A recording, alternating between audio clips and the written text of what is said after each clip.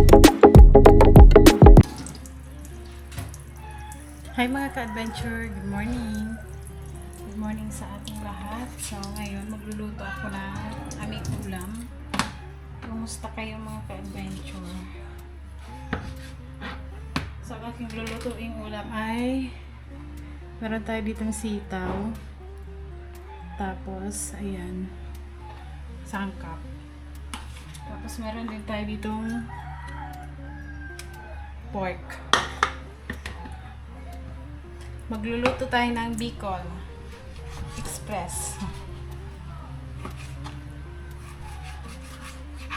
Meron pala tayo ditong ano. Ayan, alamang. Galing to kay Papa. Hinihi ko. Tapos syempre, nyog.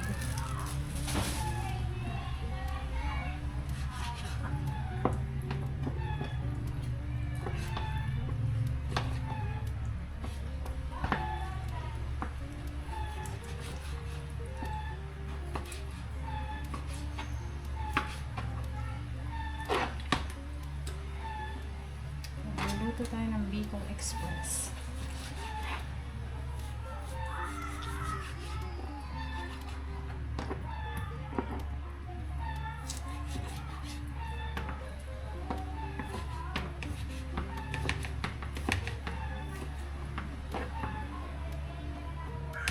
Ito yung mga ka-adventure, bumili siya ng ano, ng concrete nail daw kasi napansin nyo yung salamin namin dati na nakadikit dito sa may sala.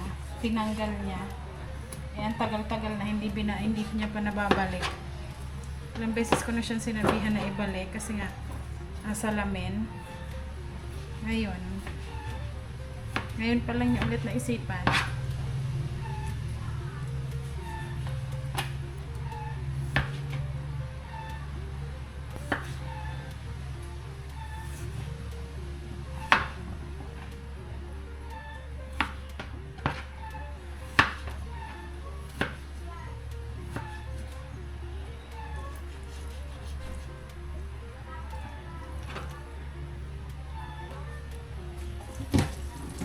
Frozen na siya mga ka-adventure.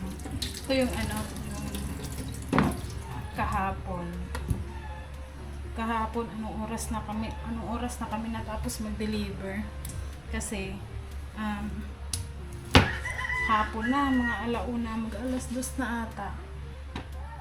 Kami ni ate ang nag-deliver nung mga karne. Kasi, si ate ang nagpa-order noon mga ka-adventure sa mga mga ka-religion niya. Doon siya nagpa-order. Dito kasi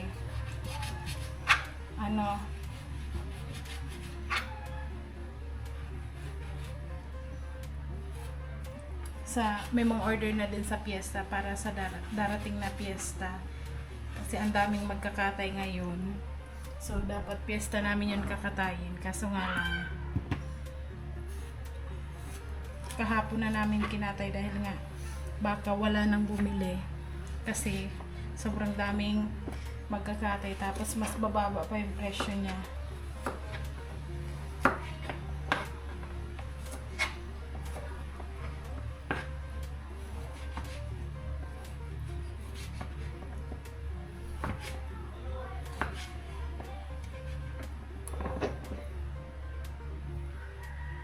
So nag-comment pala, ayan, kahapon kasi sa vlog, 'di ba? Nagkatay kami ng baboy. Sabi ko, madaming order. Totoo naman talaga, madaming order mga ka-adventure. Dahil nga, pina-order ni ate. Tapos, ang daming order daw pero puro utang.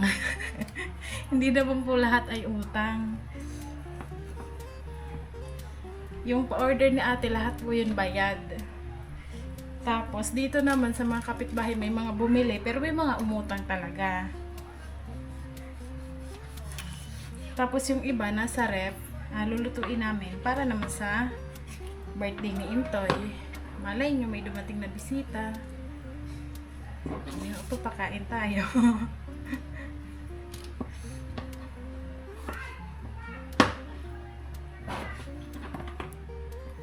Hindi naman po lahat utang. Siguro ang utang na ng ano namin kahapon karne ay nasa 1,000 mahigit ata.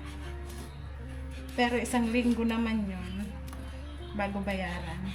Ganun kasi pag ano dito mga ka-adventure, pag magpautang ka ng karne, 1 linggo ang bayad.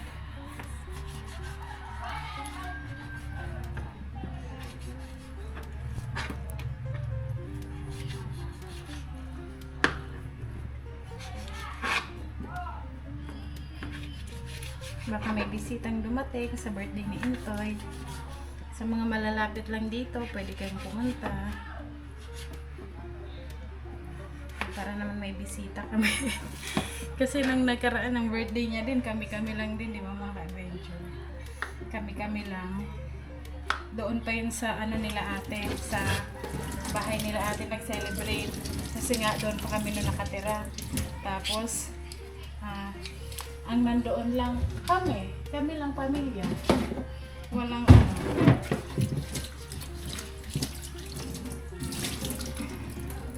Wala kaming bisita. Kami lang.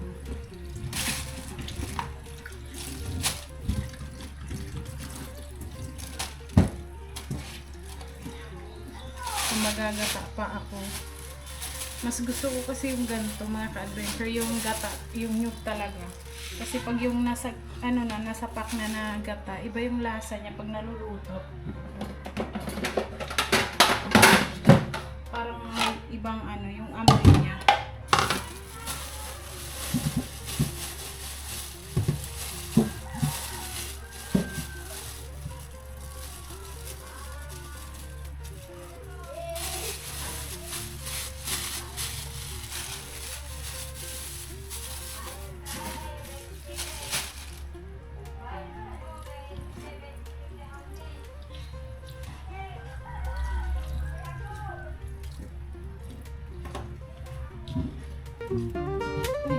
Maliit lang aking lagayan.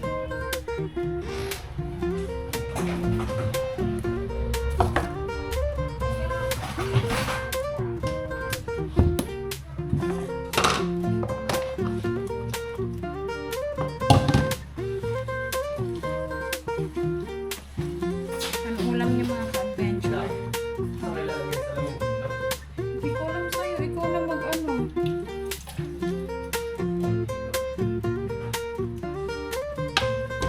Saan?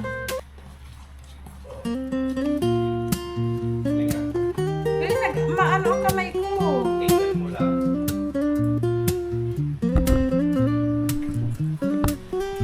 Saan?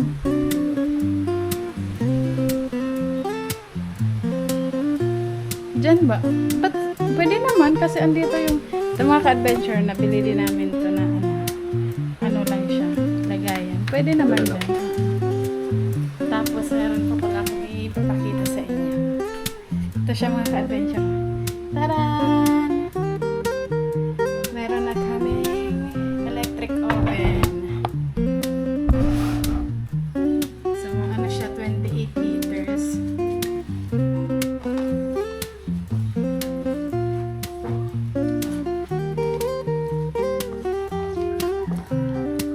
Kasi matagal ko na talaga gusto yung, alam niyo yung mag-try din mag-bake. Madami na ako dito binili sa online, yung mga gamit siya pwedeng pang bake. Kaso nga lang, ang iniisip ko, kailangan ng oven. So ayan na. Sobrang happy. Sobrang happy kasi meron na akong oven.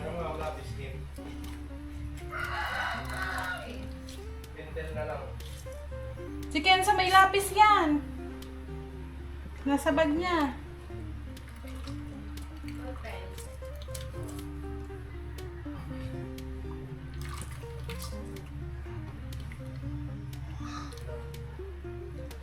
So, naglilinis kami mga ka-adventure dito sa bahay.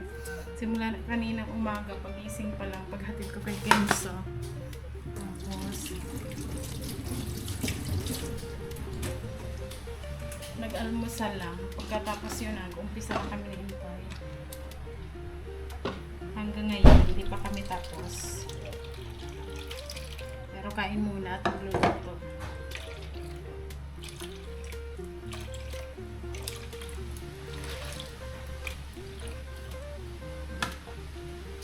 ating gata.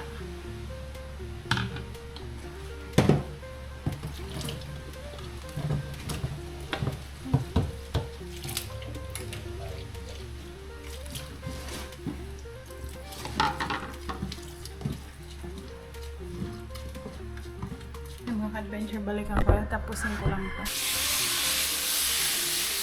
So yung mga ka-adventure, nagigisa na ako. Bale, ganito ako magluto ng Bicol Express.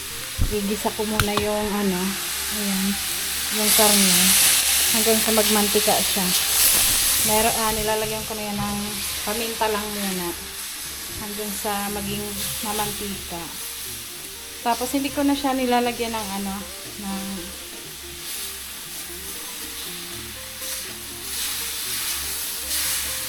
ano ba to, ng luya. Minsan kasi, meron kasi akong natikman yan dito sa nagtitinda ng Bicol Express, may luya. Pero ako pag nagluluto, hindi ko na nilalagyan. Pero sa bagay, iba-iba naman kasi tayo ng panlasa. So, papalambutin ko to. Tapos, ilalagay ko na yung pangalawang gata para lumambot yung baboy.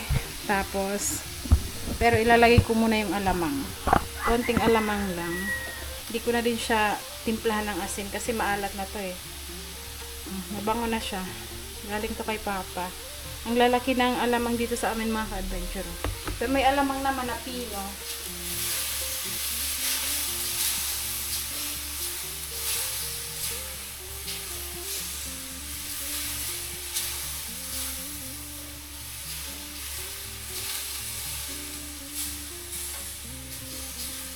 Malambot na tong karne, tsaka ko ilalagay itong ating sitaw. Meron namang nagluluto ng Bicol Express na puro lang siya ano, yung karne lang, wala siyang gulay. Walang sitaw, gano'n. Or kaya yung ano ba tawag dito? Meron pang isang gulay na pwedeng ilagay.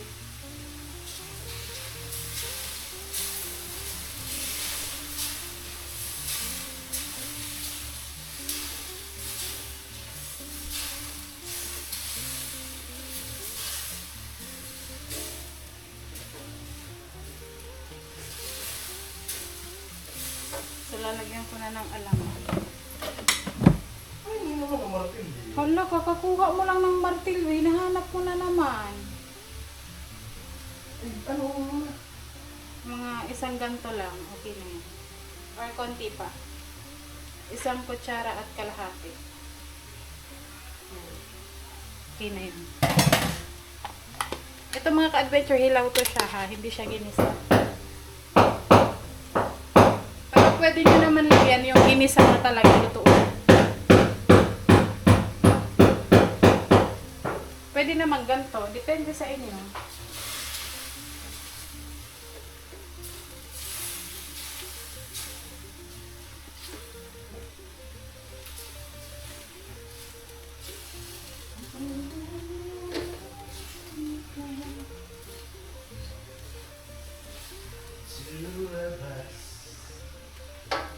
Antayin ko lang kung matuyo yung kanyang sabaw. Yan, sa paglalagay ng alamang, depende. Depende sa gusto nyo. Sa akin kasi, wala akong yung hindi pa siya nagisa. Pero pwede naman yan. Kasi maluluto din naman yan. Diba, Toy?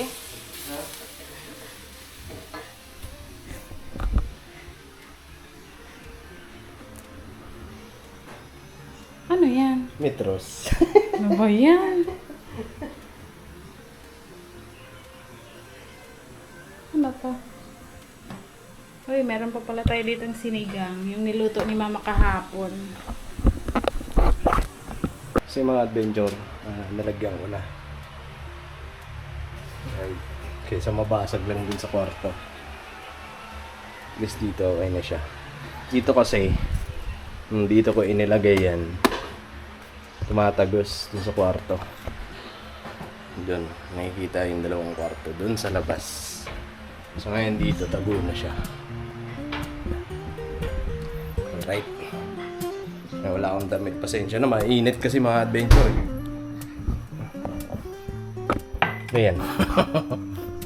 May soft drinks. May nilagay ko ng unang gata. Ay, pangalawang gata. So, antayin ko lang tong mga tuyo. Tapos lumambot na ang ano, yung ating karne. Tapos, lapit na. Kainan na. Ano pa ba? So, ayun mga ka-adventure, luto na ang ating ulam. At ang mauunang kakain ay si... Sino? Sino? Ayan na siya mga ka-adventure. Luto na. Kain na muna si Ken sa kami mamaya na. Tapusin lang namin ang aming mga gawain. Bakit ito yung makagat gulay? Kumain ko na. Ha? So, ito yung mga ka-adventure kasi yung ano namin sa CR, yung takip ng toilet bowl, natanggal. So, binabalik ni Intoy.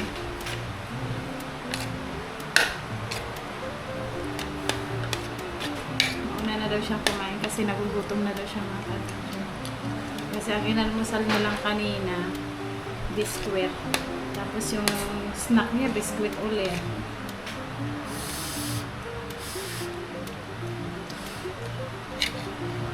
Ma, hindi nakakagat. Ano ba yan?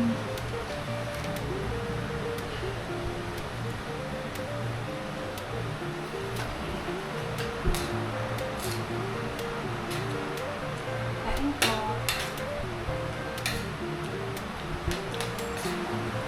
Mga ka-adventure, kain po.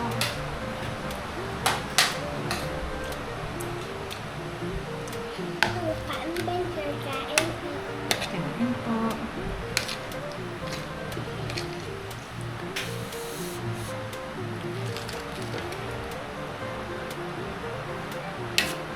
Medyo maanghang ang konti. Pero hindi naman siya ganun kaanghang.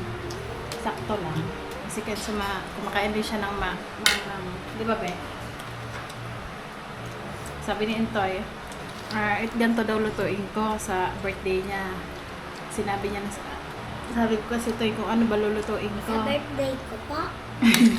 Yung birthday ni Papa. Si Papa muna unang mag-birthday. Sunod si Kenzo. Gusto ko man araw kayo ng ano ka. Ito eh. Favorite talaga nila itong mga ka-adventure kapag ito yung niluluto ko. Bicol Express.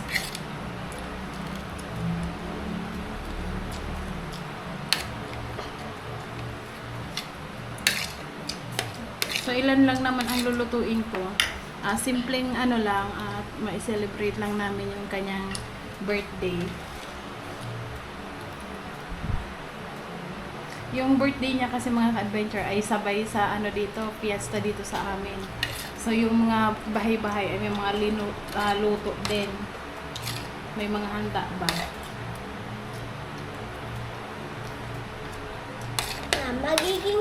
Magiging 4 na baga po si Nonoy. Hmm. Tapos ako magiging 6.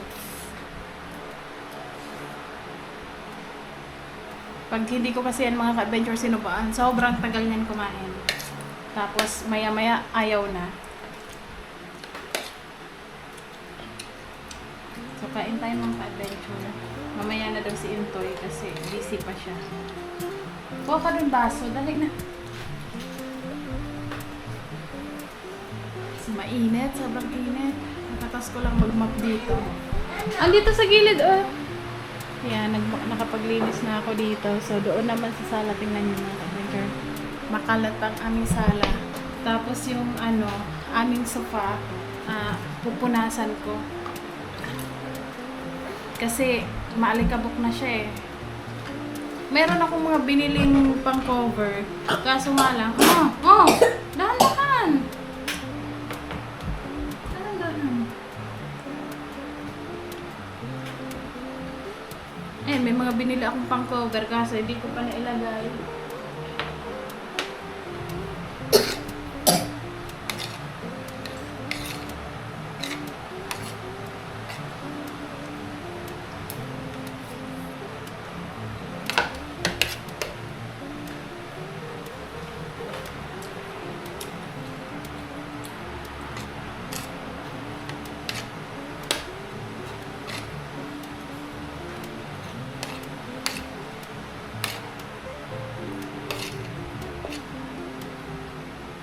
Kain po tayo.